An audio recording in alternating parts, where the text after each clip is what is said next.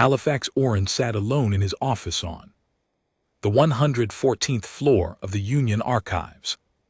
The old Velhari diplomat had spent 40 years studying wars, treaties, and the strange things species did to each other. Across the galaxy, he had written about the Korvathi expansion, the fall of the Drenni worlds, and the Lissari mind. Wars, but none of those stories kept him awake. At night, only one story did that, the human story. He opened the classified file on his screen. The light from it made his gray skin look even older. The file was simply called Article 7792.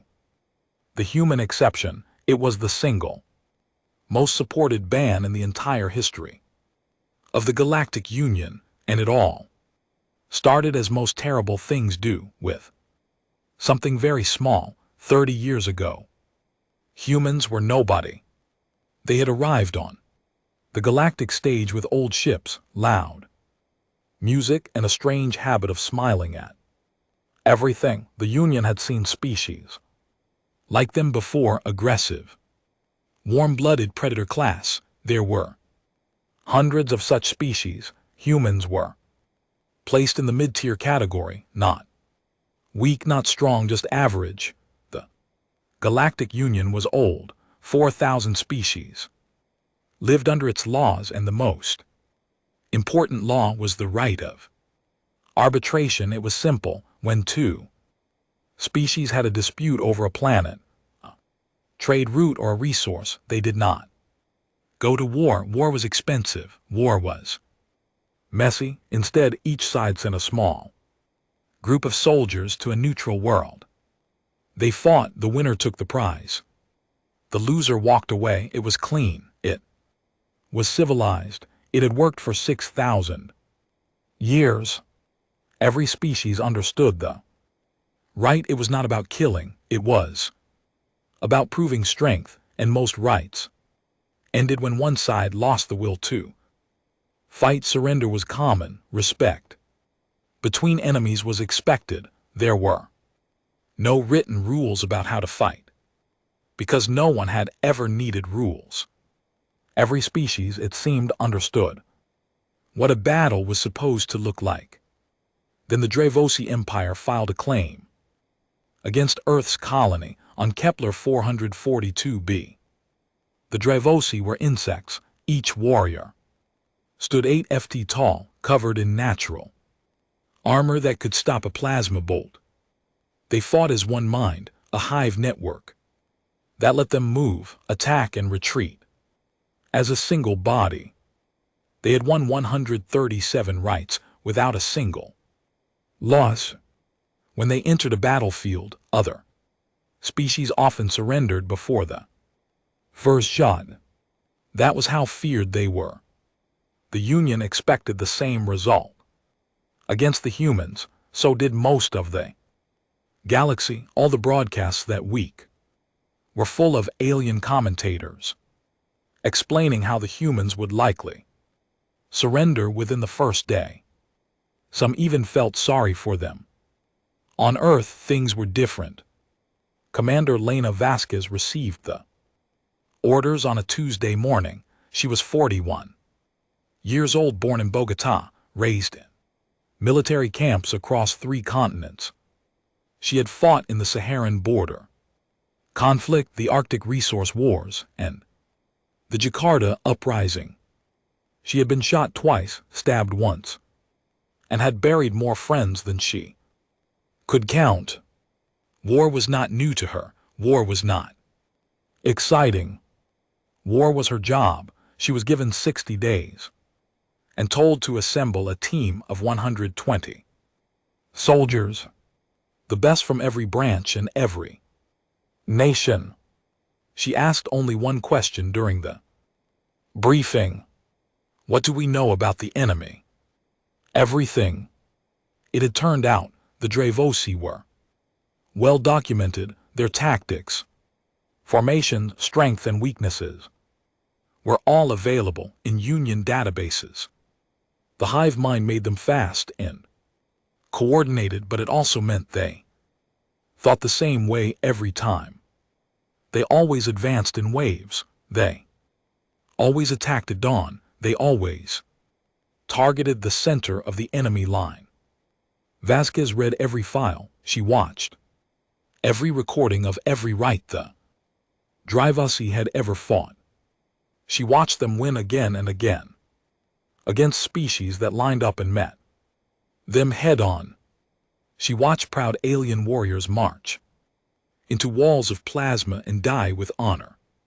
Then she closed her screen and said to her officers, "They have never fought anyone who refused to play their game." For 60 days her team trained. They did not train to fight like the Drivasi, and they did not train to match their strength or speed. They trained to dig trenches. They trained to build traps. They trained to hide, to wait, and to kill from places the enemy could not see.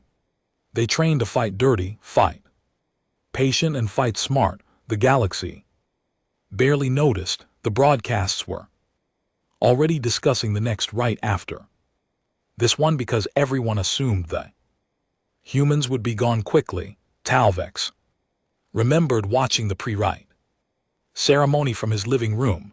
The Drivasi champion had given a short speech about the glory of conquest. The human representative, a quiet man from the military council, had simply said, "We accept the terms, no speech, no display of strength, no war chant or flag waving, just 4 words and a nod." At the time, Talvex had thought it was because the humans were afraid. Looking back now, sitting in his dark office with the classified files glowing on his screen, he knew better. They were not afraid. They were not nervous. They were not even excited. They were ready. And the galaxy, all 4,000 species, their warriors and diplomats and historians, had absolutely no idea what was coming.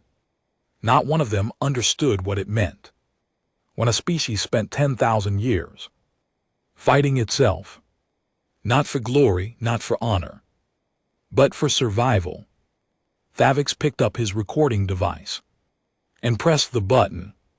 His voice was old and tired. "This is senior historian Talvex Oren, classification level restricted. I am beginning my final report on Article 7792, commonly known as the human exception.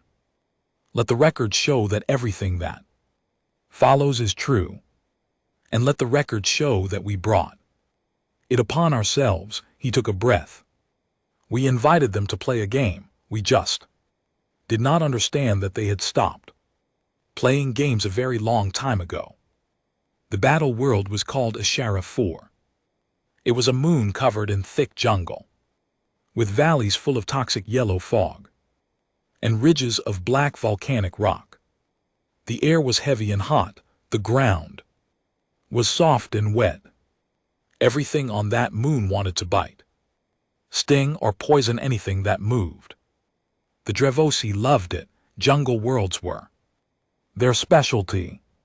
Their natural armor kept the insects away. Their hive mind let them move through thick vegetation without losing each other. They had fought on worlds like this dozens of times. 200 Dravosi warriors dropped from orbit. On the southern continent, they landed in perfect formation. Will set up a command post within the hour and began their march to north. Their plasma lances hummed with energy. Their movements were smooth and synchronized, like a single machine with 200 parts. The broadcast cameras followed them from above and across the galaxy. Billions of viewers watched with admiration. On the northern continent, 120 humans landed in 3 separate groups. They carried heavy packs. They looked tired. Their equipment was ugly, dull green and brown, no shine, no polish. Compared to the gleaming Dravosi, they Looked like scavengers, the galaxy waited for them to march south. That was how the right worked. Two sides moved toward each other, met in the middle and fought. The humans did not march south. They did not move at all. For the first full day, the humans dug holes. They cut down trees. They strung wire. Between the trunks, they buried things. In the ground, small metal boxes that the broadcast cameras could barely see. They set up positions on the high ridges and covered them with leaves and mud. Small flying machines, no bigger than a hand, flew out in every direction and disappeared into the jungle. The Dravosi marched steadily north, their hive. Commanders were confused but not worried. Perhaps the humans were building a base. Perhaps they intended to defend rather than attack. It did not matter. The Dravosi had broken every defense they had ever faced. Day 2 passed. The humans still did not move. The galaxy grew restless. Velharic commentators called it cowardice. Korvathi military analysts said the humans had frozen in fear. Ratings for the broadcast dropped. On Day 3, Davascus sat in a hole in the ground eating something from a silver bag. Her face was covered in mud. Her rifle lay across her knees. Around her, soldiers slept in shifts, cleaned weapons and checked their traps. For the 100th time, one of her lieutenants, a young man named Tors, asked her when they would fight. "We won," she said. Tors looked confused. "They will come to us," Vasquez said. "They always come. And when they do, this jungle will eat them alive." On the morning of Day 4, the Dravosi reached the edge of the human zone. The hive mind had mapped the terrain ahead. It looked empty. Their scouts found no soldiers, no defenses, no movement. The hive commanders gave the order to advance. The first wave of 40 droikas walked into the jungle. They moved in their standard spread formation, Nash warrior covering the one beside it. It was a formation that had won them 100 battles. The first explosion tore through them from below. The ground itself erupted in a ball of fire and metal fragments. The droika's natural armor, designed to stop plasma bolts, shattered like glass under the force. 8 warriors died in the first second. The hive mind screamed. Before they could react, a second explosion hit from the right, then a third from the left. The humans had buried their traps in a pattern, a killing box with no way out except backward. The droikas turned to retreat, and that was when the snipers opened fire. The shots came from nowhere, silent, precise, deadly. Each round hit the thin gap between the head and the thorax, the one weak point in Droika's armor. Warriors dropped one by one. When in the hive mind could not locate the shooters. They were too far away, too well hidden. The second wave charged in to rescue the first. They ran straight into a wall of wire strung between the trees. As they struggled to cut free, small round objects flew through the air and exploded in blinding white light. Flash bangs. The droika's compound eyes, designed to see in multiple spectrums, were overwhelmed. The hive mind link shattered as dozens of warriors went blind at once. Then came the smoke. Thick gray clouds rolled through the jungle, blacking all vision. The droikas could not see. They could not link. They could not think. And in the smoke, shapes moved, fast, low, silent. The humans came with knives and short-range weapons, killing in the chaos, then disappearing before the smoke cleared. Hack the droikas Commander rallied his remaining forces. On a ridge to the east, it was a strong position with clear sightlines. For a moment it seemed like they might regroup. Then Vasquez sent 50 soldiers through the toxic fog valley to the west, the one route no sane species would take. The humans wore crude gas filters made from cloth and chemical paste. It was not comfortable. Some of them vomited the entire way through, but they made it.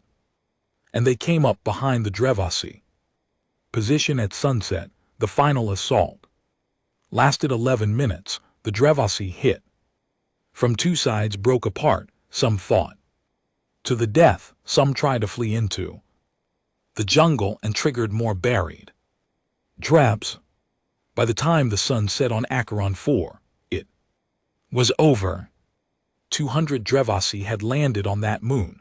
11 walked off it alive. The humans lost 4 soldiers and 22 were wounded. Not one of them had fought in a way the galaxy recognized as battle. The broadcast footage spread across the Union like a shockwave. Species that had never heard of Earth watched the recordings in silence. Military academies on 40 worlds added the battle to their study programs. Talvix watched it 3 times. The third time he turned off the sound and just watched the human soldiers move through the smoke. They were calm, efficient. There was no rage on their faces, no glory, no pride. They moved like workers doing a job. Hard, ugly, necessary job.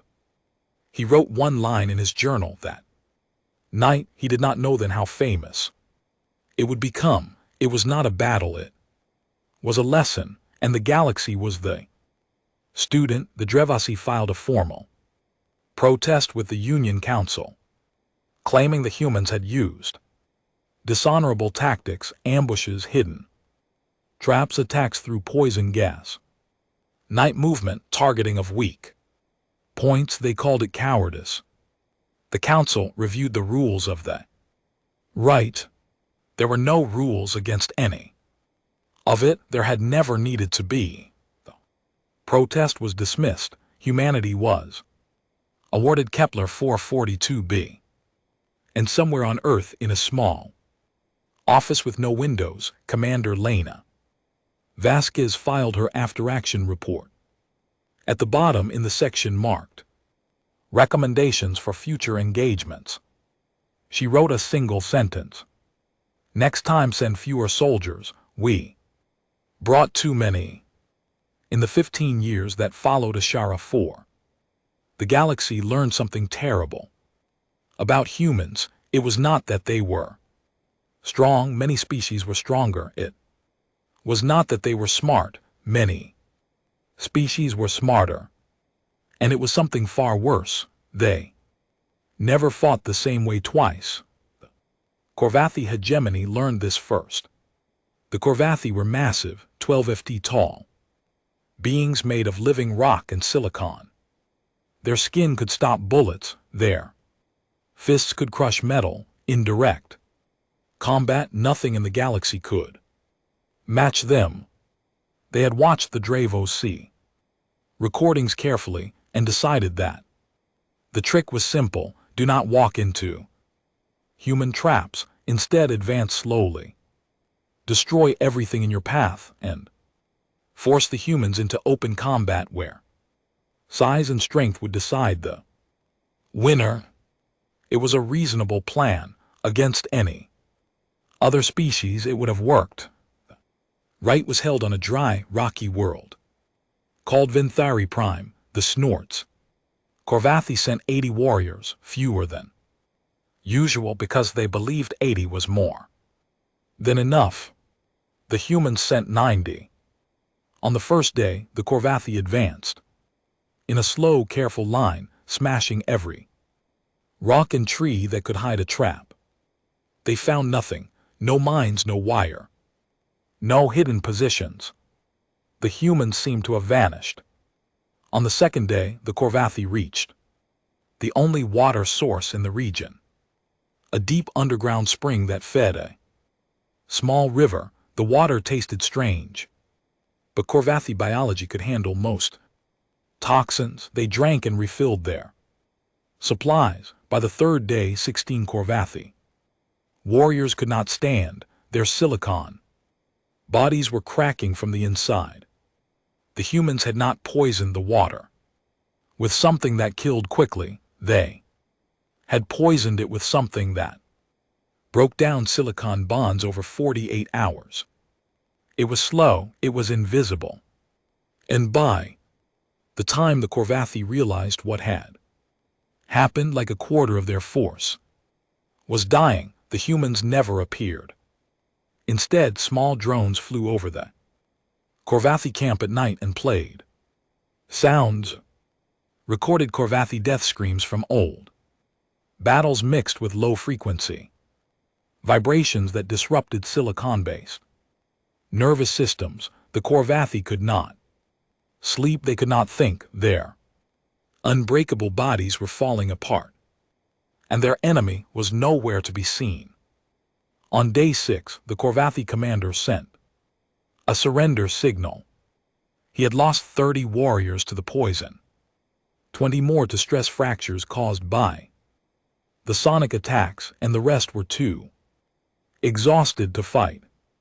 Not a single human had fired a single shot. When a Union journalist asked the Korvathi general what had happened, he sat in silence for a long time. Then he said, "They do not seek victory. They seek your annihilation." "There is a difference," Talbot added. The quote to his file. He would hear similar words many times in the years to come. The Lasari collective challenged humanity next. The Lasari were telepaths, thin, pale beings with enormous black eyes who could read the thoughts of any biological mind within 200 m. In every right they had fought, they simply read the enemy commander's plan and move to counter it before it happened. They had never lost against the humans. They were confident. Telepathy was the ultimate weapon. No trap, no ambush, no could work if you could read the enemy's mind.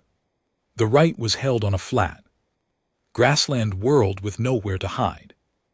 The Lasari expected a straightforward fight. They deployed in a wide circle and opened their minds to read the human battle plan. They found chaos.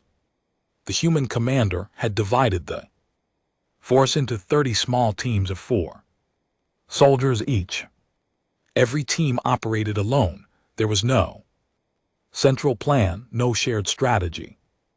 Every 4 hours the team leaders rotated, so the person making decisions was always someone new thinking in a different way. Some teams advanced, some retreated, some circled, some sat still. There was no pattern, no logic, no single mind that held the complete picture. The Lasari tried to read individual soldiers. What they found was worse. Human minds were loud, messy, and full of contradictions.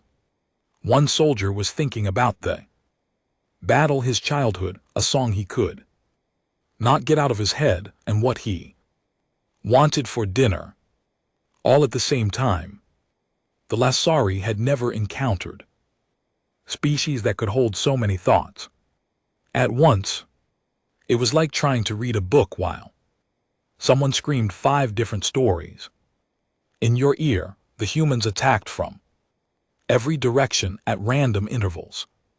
Some teams used guns, some used explosive, some simply made noise and retreated, drawing Lasari forces into empty ground, while another team hit from behind. It was madness, beautiful, effective madness. The Lasari surrendered on day 4. Their lead telepath later told Union investigators, "Their minds are not like other species.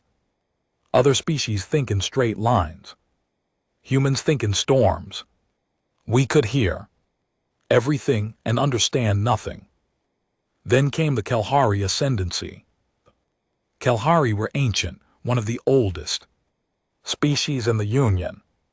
Their technology was 1,000 years ahead of humanity's. They wore powered armor that could shrug off anything short of a starship cannon. They flew personal combat drones that could track a target through walls. They had energy shields targeting computers and weapons that could cut through mountains. Humanity requested the right be held on an ice world. The Kalahari agreed. They did not care about terrain. Their clear's throat armor kept them warm. Their technology made them untouchable. On the ice world, the humans wore almost nothing. Light clothes, thin boots, and white paint on their skin. They moved fast across the frozen ground, while the Kalahari, weighed down by tons of powered armor, moved slowly and carefully. The humans never engaged directly. They ran, they hid in snowstorms. They crossed frozen lakes that the heavy Kalahari could not follow without cracking the ice. On day 3, the humans led a Kalahari squad onto a frozen lake and waited on the far side.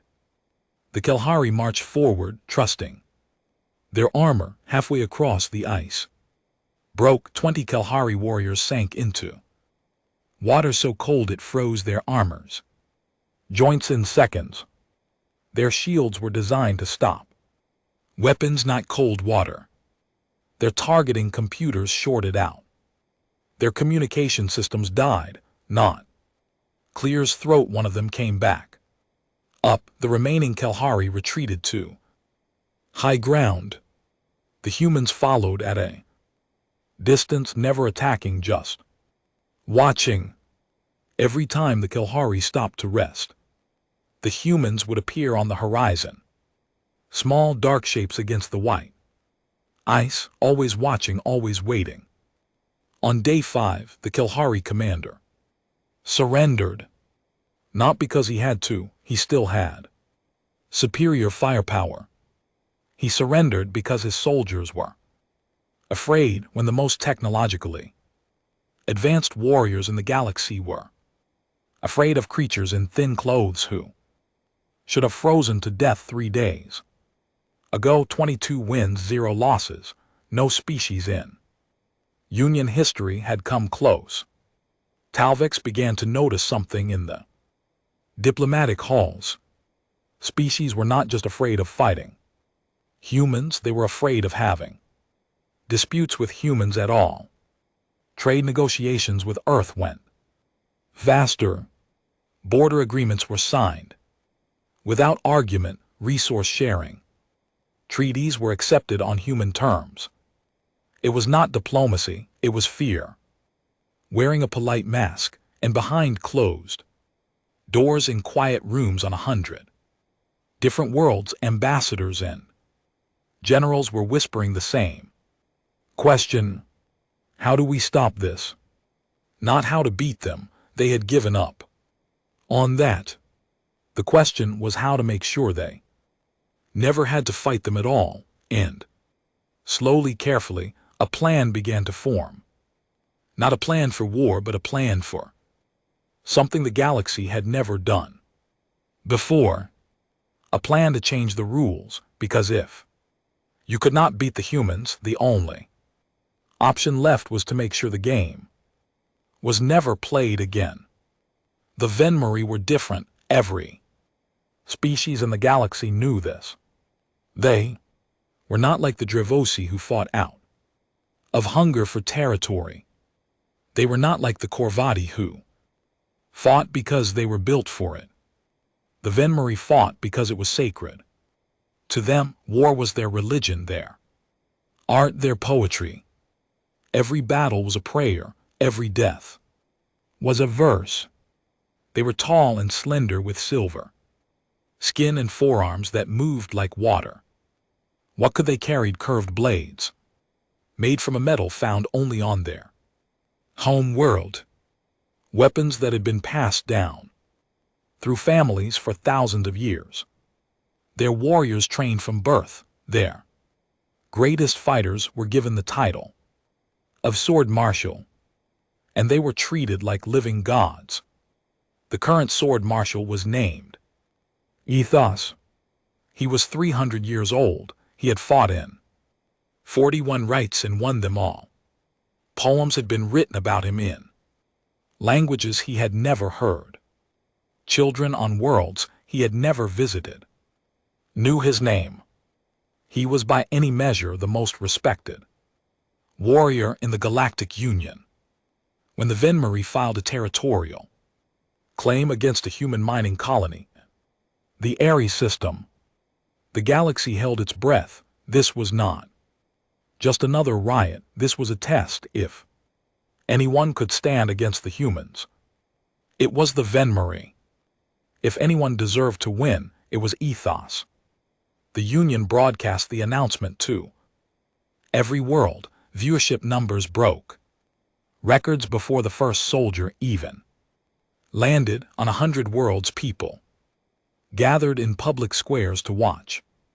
This was not just a battle, this was a story. The unstoppable force meeting the immovable object. The galaxy wanted to believe that honor could still beat efficiency, that beauty could still beat ugliness, that the old ways still meant something. The battle world was Solquar, a vast desert planet with red sand, stone, canyons, and 2 burning suns. Venmari chose it. They loved open ground. Their blade work needed space. The Venmari landed 100 warriors in ceremonial formation. Their silver armor caught the light of the twin suns. Their banners flew in the hot wind. Ethos stood at the front of 4 blades, drawn, his ancient war song echoing across the desert. It was by every account one of the most beautiful things the galaxy had ever seen. The humans landed on the other side of the planet, 100 soldiers under the command of Colonel Darius Wren. He was not like Vasquez, where she had been fierce and sharp. Wren was quiet and still. He came from the Mars Military Academy, where they taught war the way other schools taught mathematics, as a series of problems with correct solutions. He did not give speeches. He did not inspire. He simply planned, and his plans always worked. On the first night, while the Venmari camped in the open desert under their banners, small human drones flew silently overhead. They mapped every position. They counted every warrior. They measured the distances between tents or identified the water supplies and located the command structure. The drones were so small that the Venmari centuries never saw them. On the second night, Wren called his officers together. The meeting lasted 9 minutes. He showed them the drone footage, assigned each squad a target, and gave them their orders. When one officer asked about the rules of engagement, Wren looked at him with calm, empty eyes and said, "There are no rules. There is the mission." At 3:00 in the morning on day 3, the humans attacked. 3:00 in the morning. The Venmari did not even have a word. For that hour, their entire culture was built around daylight, the honor of fighting under the sun where the gods could see. The idea that someone would attack in the darkest hour of the night was not just unexpected, it was unthinkable. The humans came in silence. They wore dark clothes and moved low across the sand. They had devices on their eyes that let them see heat in the darkness. To them, the sleeping Venmari camp was lit up like a city.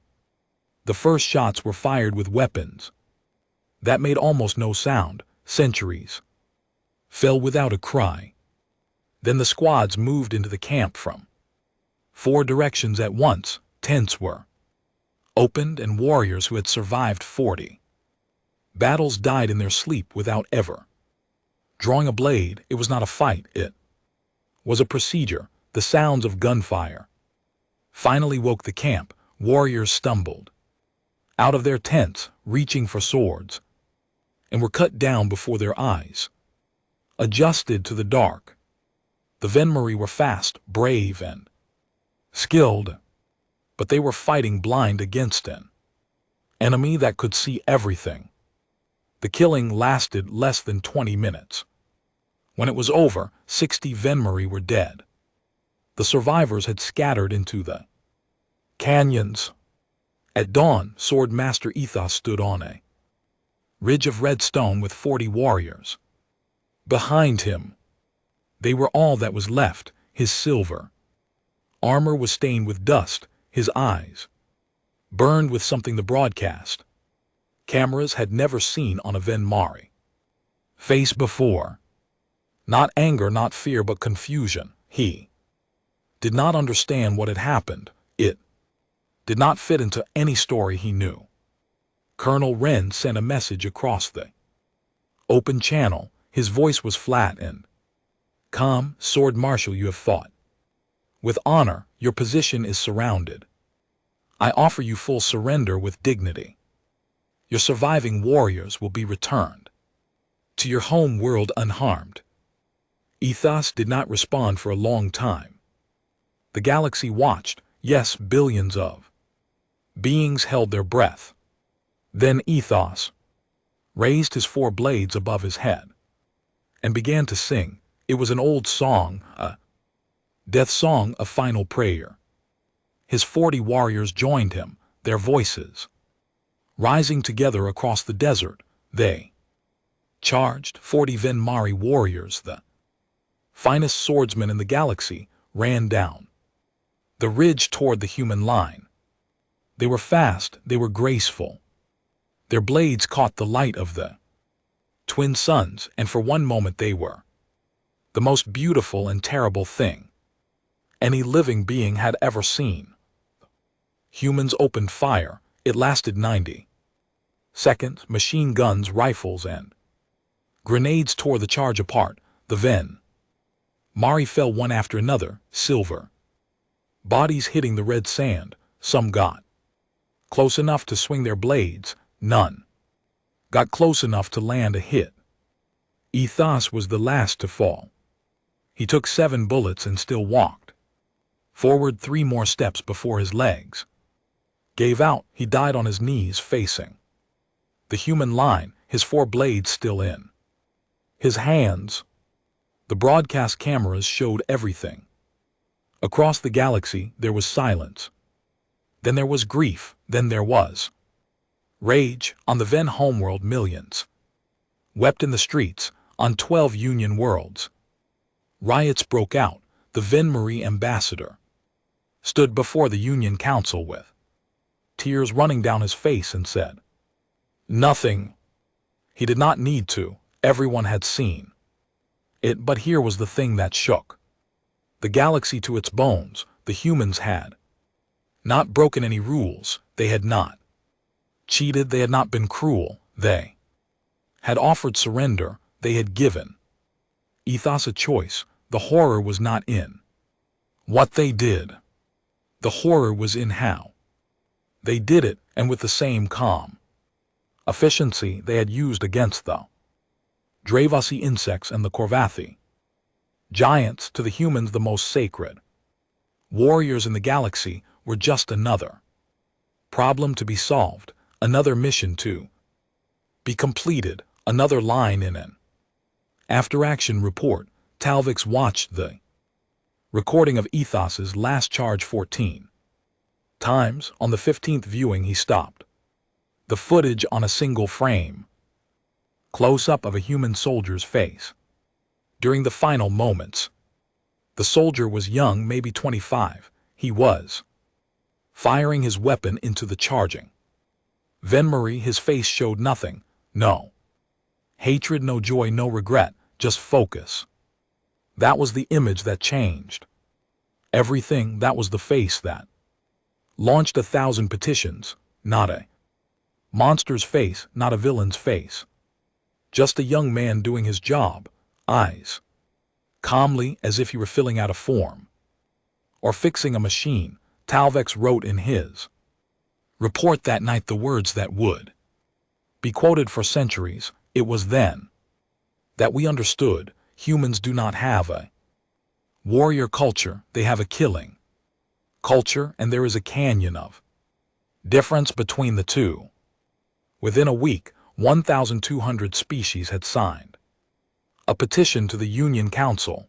The message was simple: this must never happen again. The Grand Chamber of the Galactic Union Council was the largest room ever built by living hands. It sat on the station world of Anthera, a hollow moon converted into the capital of 4,000 civilizations. The chamber itself could hold 10,000 delegates. On most days it was half empty.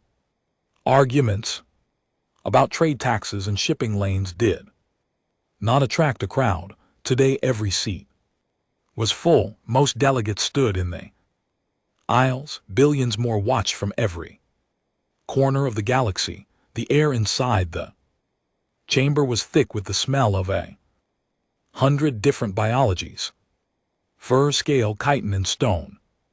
Translators hummed in every ear, converting the proceedings into 4,000 languages at once. The motion on the floor was simple: to permanently exclude the species known as humans from participation in the right of arbitration, effective immediately with no possibility of appeal. It was sponsored by 1,200 species, the largest joint petition in the 6,000-year history of the Union. Nothing had ever come close. The previous record had been 400 species petitioning to ban a biological weapon during the Dren Wars. This was 3 times that number, and all they were asking to ban was one species clears throat from a fighting tournament. The debate had been going on for 6 months. Committees had been formed, reports had been written, and GT clears throat, and GT testimony had been heard from every species that had faced humans in the right: the Drevosi, the Korvathi, the Lasari, the Kelhari, and the Venmari. Each told the same story in different words.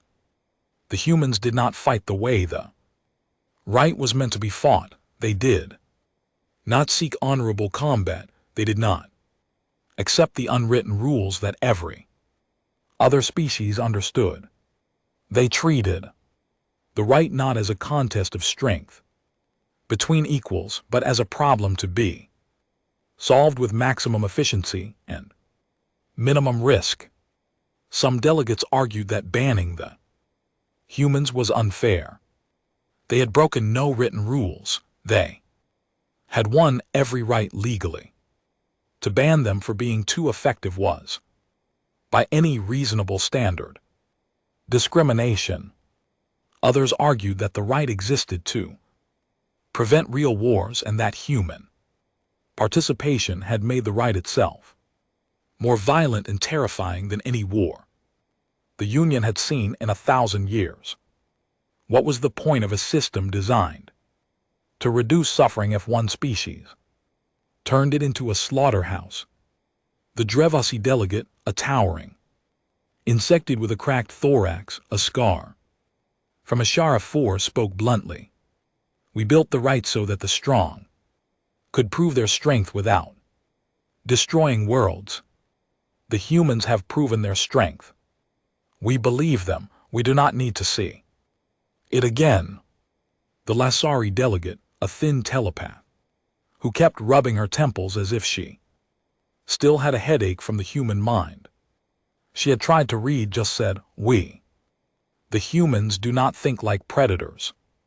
Predators hunt to eat, humans hunt to When, they will change their shape there. Method, their entire way of thinking too. Match whatever enemy stands before them. You cannot prepare for an enemy who becomes a new enemy every time you face them. The Shalhari delegate wrapped the powered armor that had failed so completely on the ice world said, simply, we are the oldest species in this chamber. We have seen empires rise and fall. We have fought wars that lasted centuries, and we are telling you, do not test these creatures again. Then the Venmarie ambassador rose. The chamber went silent. He was an old man with silver skin and tired eyes. He had served his people for 60 years. He had watched ethos die on a screen in this very building. He said nothing for a long time, and he simply stood and let the silence fill the room. Then he spoke, and his voice was quiet but steady. My people do not fear death. We welcome it. We sing to it. Ethos died with his blades in his hands and a song on his lips, and that is a good death by our measure. I do not ask you to ban the humans because they killed our warriors.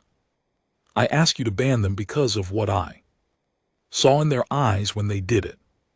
Nothing, I saw nothing, and that nothing frightened me more than any weapon ever could. He sat down. The chamber was so quiet that the hum of the translators sounded like thunder. Then the human ambassador was called to speak. Dr. Amara Asi was a small woman with dark skin and short gray hair. She had been a professor of xenopolitics at the University of Nairobi before she became a diplomat. She wore a simple black suit. She carried no notes. She walked to the center of the chamber and looked up at the thousands of faces staring down at her. Insects, giants, telepaths, beings of stone and light and gas. 4,000 species, most of whom were afraid of hers. She did not apologize. You built the right of arbitration 6,000 years ago, she said. Her voice was calm and clear. You built it because you were tired of real wars. You wanted a system where disputes could be settled with controlled violence, limited bloodshed, acceptable losses. You wanted battles that looked like battles with lines and formations and charges and surrenders. You wanted war to be civilized. She paused and let the translators catch up. Then you invited us, a species that spent 10,000 years fighting itself, not for territory, though we fought for that too. Not for resources, though we fought for those as well. We fought because fighting was how we survived. We fought in jungles and deserts and frozen wastelands. We fought in trenches and cities and oceans. We fought with sticks, then swords, then guns, then bombs that could crack a planet. We did not fight for honor.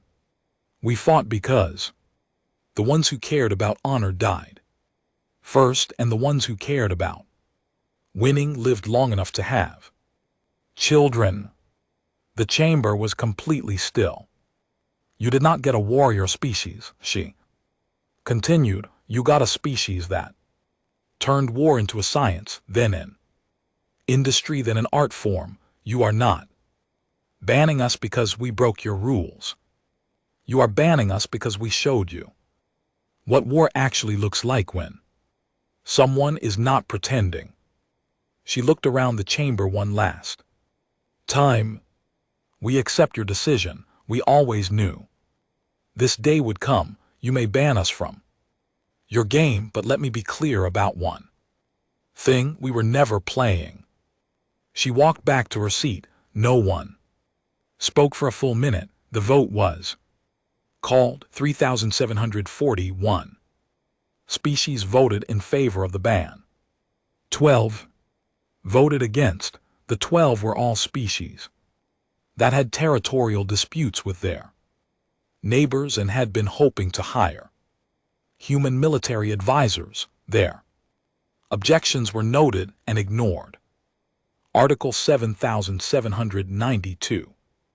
The human exception was ratified that afternoon, humanity was permanently excluded from the right of arbitration. All disputes involving human territories would be resolved through diplomacy, trade agreements, or economic arbitration. No exception, no appeals. The galaxy exhaled. De Talvik-Soren finished his report 30 years later. He was old now, older than most Velhari lived to be. He had spent 3 decades studying the humans, reading their history, watching their broadcasts, and trying to understand them. He was not sure he had succeeded, but he had learned a few things. He learned that in the 30 years since the ban, not a single species had filed a territorial claim against human space. Not one. Human colonies expanded quietly and without resistance. Trade deals were signed on human terms. Diplomatic meetings with human ambassadors were short, polite, and always ended with agreement. It was not because the humans were good diplomats. Some of them were, but that was not the reason. The reason was simpler and darker. Every species in the galaxy had watched the broadcast from Ashara 4, Winyar from Ventari Prime, from the Ice World, and from Sakar. Every species had seen what human soldiers could do when given permission, and every species had quietly done the math and decided that whatever the humans wanted, it was not worth finding out what would happen if they said no. Talvik pressed the button on his recorder one last time. This concludes my report on Article 7792. He said, the human exception. Let the record show that in 6,000 years of the right of arbitration, only one species was ever banned, not for losing, not for cheating, but for winning so completely that the game itself lost all meaning. He paused, and when he spoke again, his voice was barely a whisper. Let the record also show what no one in the council said out loud that day, but what every species in the chamber understood. The humans were never fighting at full strength. In every right they sent their smallest unit, their simplest weapons, and their youngest soldiers. They never used their warships. They never used their orbital systems. They never used the weapons they had built to fight each other. He closed his eyes. We did not ban them because of what they did. We banned them because of what they could do, and the most terrifying part, the part that keeps me awake at night even now, 30 years later, is that I am still not sure we have seen the worst of it. He turned off the recorder. The light on his screen faded. The room was dark. Somewhere far away, on a small blue world orbiting an ordinary yellow star, humans went about their lives. They cooked food and raised children and argued about politics and watched entertainment and complained about the weather. They did not think about the right. They did not think about the ban. They did not think about the 4,000 species that were afraid of them. They did not need to. They had always known what they were. The galaxy was just catching up. For 30 years the galaxy enjoyed peace. It was not the warm kind of peace that comes from friendship and understanding. It was the cold kind, the kind that exists because everyone is too afraid to be the first one to move. But peace was peace, and most species were happy to take what they could get. Then the Vraxen arrived. No one knew where they came from. The Galactic Union had mapped 96% of the Known galaxy and the Vraxen were not in any database and on any star chart or on any record going back 6,000 years. They came from beyond the rim, the dark, unmapped space at the edge of the galaxy, where no Union ship had ever traveled and returned. The first sign was a colony going silent, a small Vilhari mining settlement on the world of Keith.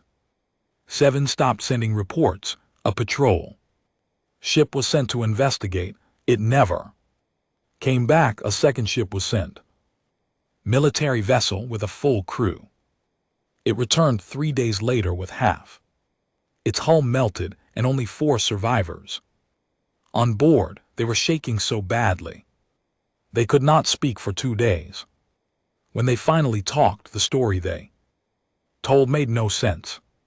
A fleet of black ships, thousands of them, moving in perfect formation, no communication, no warnings, no demands. They simply arrived, destroyed everything, and moved on.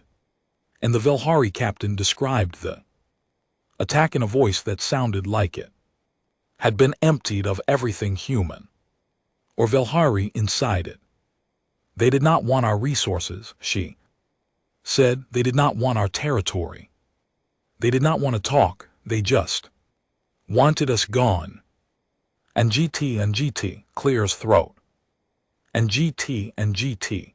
Within 6 months, 11 colonies had been destroyed. 3 Union patrol fleets had been wiped out. The Vraxen moved slowly, but steadily inward, burning everything in their path. They did not negotiate.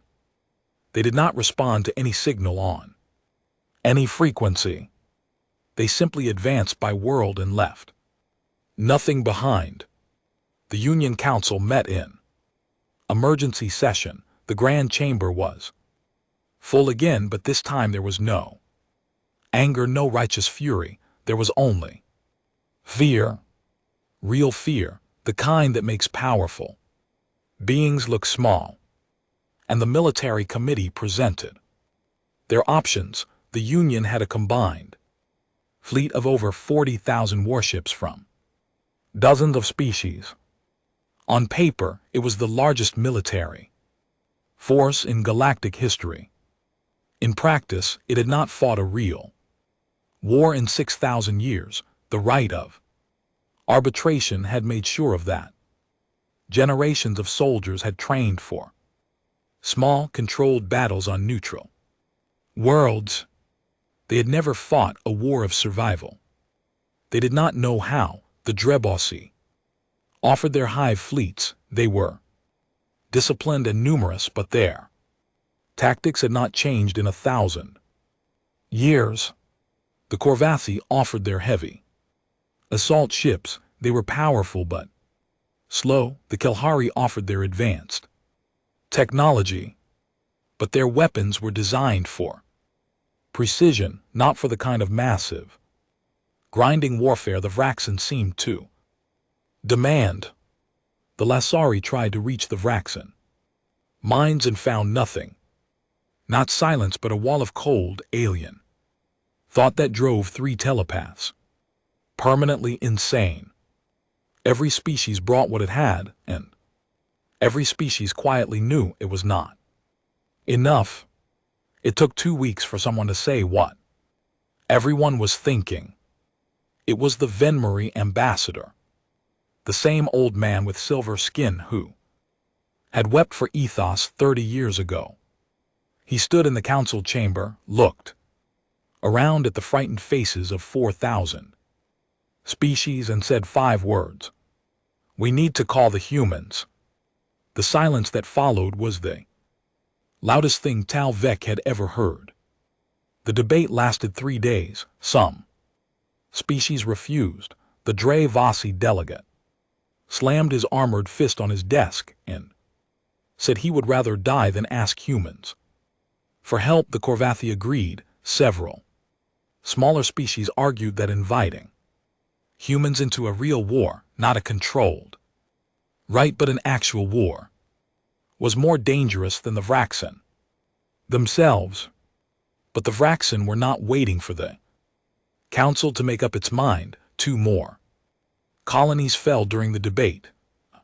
Kalahari battle group of 60 ships engaged a Vraxen fleet and was destroyed in 40 minutes. The footage was shown in the Council chamber.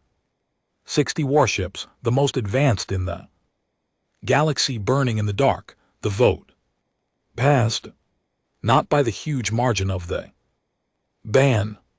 This time it was close.